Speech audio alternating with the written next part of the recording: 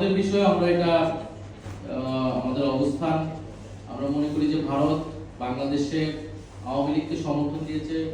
এই গত 16 বছরে আওয়ামী লীগ যে মানুষের ভোটাধিকার হরণ করে, নানান জুলুম করে এবং গণহত্যা করে ক্ষমতায় টিকেছিল, এখানে ভারতের প্রত্যক্ষ এবং পরোক্ষভাবে ভারতের সমর্থন ছিল। ভারত যদি বাংলাদেশের সাথে ভালো সম্পর্ক চায়, তাহলে অবশ্যই ভারতকে এই যে আওয়ামী লীগের চোখে বাংলাদেশকে দেখার নীতি, সেই জায়গা থেকে সরে আসতে হবে।